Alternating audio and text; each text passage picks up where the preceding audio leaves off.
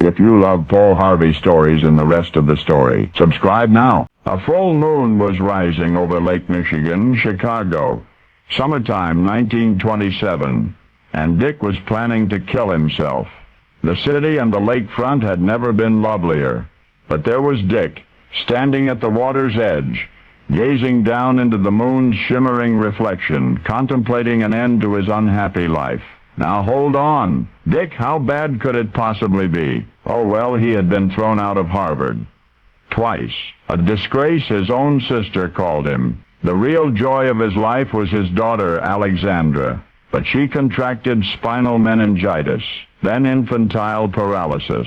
And in 1923, at the age of 4, she was dead. And Dick felt responsible somehow, though he certainly was not. But he began to drink heavily. In 4 more years, he hit bottom. Now he was standing on Chicago's lakeshore, in the moonlight, preparing to die. But what is this?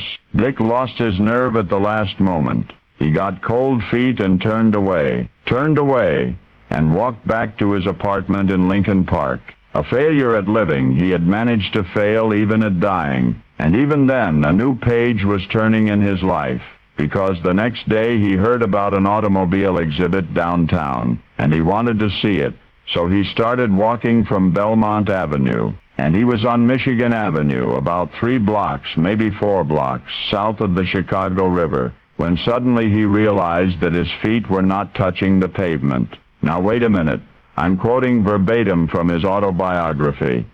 Hallucination? Visitation? Miracle? Whatever. Not even Dick could imagine what was happening, but it seemed as though he were being suspended in a sparkling sphere, and an unearthly voice was saying, "Bid. From now on, you need never await temporal attestation to your thought. You think the truth." And that was all the voice said. Then Dick looked down. His feet were back where they belonged, on the Michigan Avenue sidewalk.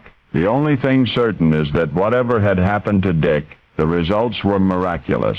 Because, you see, Dick's life began at 32, on Michigan Avenue. He ran home that day and he started writing, started putting his grand concepts for the future on paper. His own biography, more than 80 years later, describes him as, listen to this, inventor, engineer, architect, mathematician, cartographer, philosopher, scientist, environmentalist, poet, world planner, and educator. Dick, the drunken failure, for whom life had become meaningless at 32, got 56 more years to illuminate the world with his thinking, even to create the geodesic dome. That's right, the geodesic dome. Of course you've heard of Richard Buckminster Fuller. Now you know the rest of the story.